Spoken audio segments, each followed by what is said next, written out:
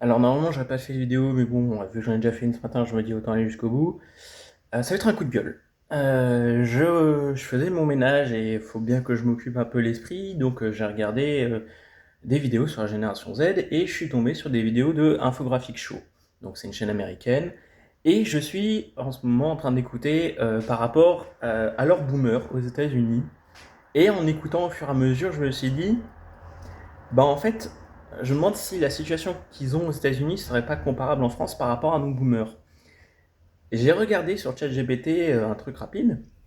J'ai demandé l'âge légal de départ à la retraite, l'espérance de vie moyenne et la part de population depuis 65 ans, du coup, par époque. En 1910, l'âge légal était à 65 ans, les gens mouraient généralement vers 50,5 ans. Il y avait 7% de la population de plus de 65 ans. En 83, donc du coup, quand les boomers étaient, du coup, on va dire, alors maximum, c'est-à-dire 23 ans et tout, normalement c'est 45, bon, on va dire 83, comme ça on a les quarantenaires et les machins. Âge légal 60 ans, espérance de vie 75, donc du coup on se retrouve déjà avec un 15%, enfin avec un 15 ans de différence, par la population 13%. Ok. On arrive 2023, légal de départ à la retraite 64 ans, espérance de vie 82,8 ans, donc on a déjà 18 ans, part de la population depuis 65 ans 21,7. Donc c'est à dire qu'il y a plus de vieux, ils vivent plus longtemps, et en plus de ça, ils râlent parce que on bouge l'âge de départ l'âge légal de départ à la retraite. Et pourtant, on a de moins en moins de gens, peut-être parce que qui font des enfants. Donc on se retrouve dans la merde financièrement. Et là, on se retrouve sur un système qui, au niveau des retraites, je vous rappelle que vous ne cotisez pas, vous ne mettez pas de l'argent de côté pour vous, vous payez ceux qui sont retraités actuellement avec le contrat social, s'ils ne se cassent pas la gueule entre deux, que vous serez payé par les générations d'après. Sauf que comme il y a moins de population qui naît, et il y aura encore plus de pression sur les générations qui vont venir. Donc, oh, là d'ailleurs, 2025 âge de départ 24 ans, espérance de vie 83,1.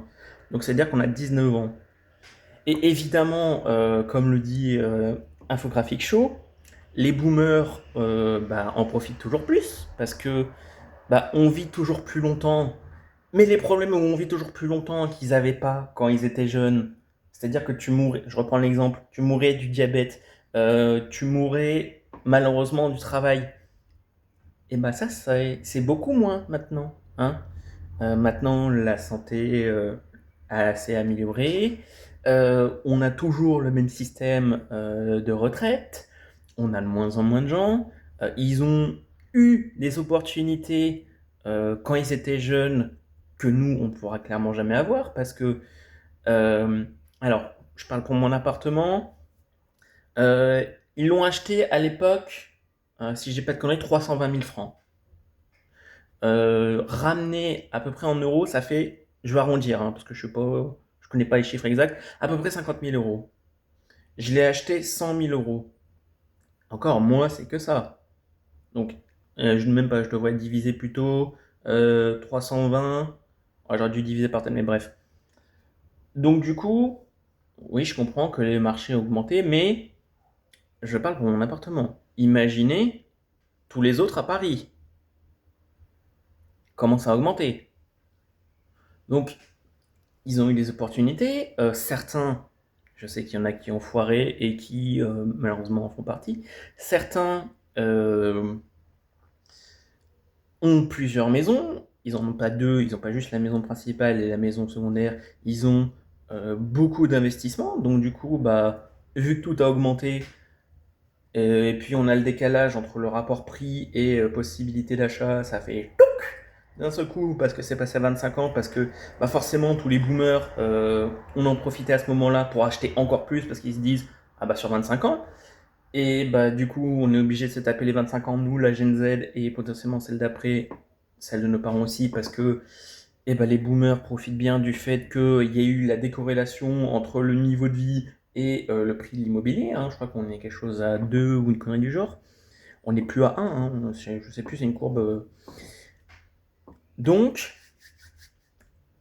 il y en a qui ont juste profité, des boomers. Ils se mordent les doigts aujourd'hui, hein, clairement. Ça sera sans doute les 2-3 qui vont venir râler en disant que je suis trop con, je connais rien à la vie. Je vous rappelle que la vie a changé à cause de vous, bande de connards, parce que c'est vous qui nous avez dit d'avoir des diplômes, c'est vous qui n'embauchez pas, c'est vous qui mettez en place l'IA. Heureusement, il y en a 2-3 qui sont des perles parmi vous et vous n'êtes pas dans l'eau. Vous, je vous adore, mais il y a une bonne partie qui sont des sales fils de pute. Hein. C'est vous qui retenez toutes les hausses de salaire parce qu'il faut payer vos retraites, parce qu'il faut payer vos soins, parce que vous voulez vous faire servir, vous voulez aussi aider tous les autres dans le monde parce que la France était un grand pays quand vous étiez jeune. Moque de bol, bonne de connard, vous nous avez mis plein de présidents qui ont augmenté la dette. Vous en avez 1000 euros. L'Union Européenne aussi. Hein, donc du coup, on se retrouve aujourd'hui avec Ursula von der Leyen payée 40 000 euros, je crois. Hein, donc, le salaire médian en France est de 2000 euros. Hein, je vous rappelle, 2100 et des bananes. Il y a un petit peu une déconnexion. Il y a aussi notre très cher Emmanuel Macron. Hein, on savait pendant le Covid que ça allait toucher majoritairement les personnes âgées et avec comorbidité. Du moins, on pouvait s'en douter parce que quand on est plus jeune, l'immunité est meilleure. Alors oui, il y a toujours des cas pour n'importe quelle maladie où malheureusement, c'est pas les vieux et les comorbidités dont on voit que c'est les premières victimes. Hein. Après, on a eu la connerie aussi, je me souviens de dire que fumer protégeait. Putain. Vous nous avez façonné un monde, les boomers, et après vous vous étonnez que on fasse pas de gosses, que on vous dise ok boomer, que on soit des petits cons, qu'on soit des feignasses. C'est le monde que vous nous avez construit, bande de connards, parce que vous en avez bien profité, du moins une bonne partie en a bien profité. Il y a des cons évidemment d'entre vous qui se sont fait baiser, hein.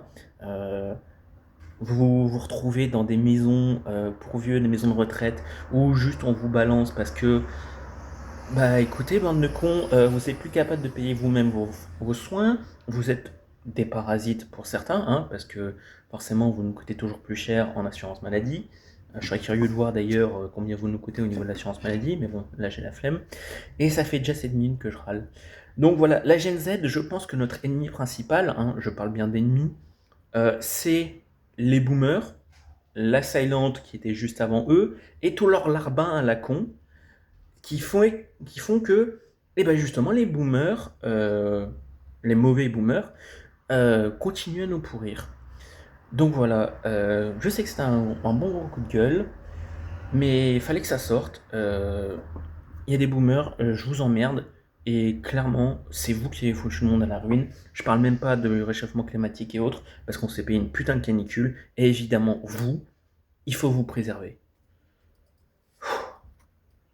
Bon courage à la Gen Z, on n'est pas prêt d'en sortir tant que ces boomers continueront de nous faire chier.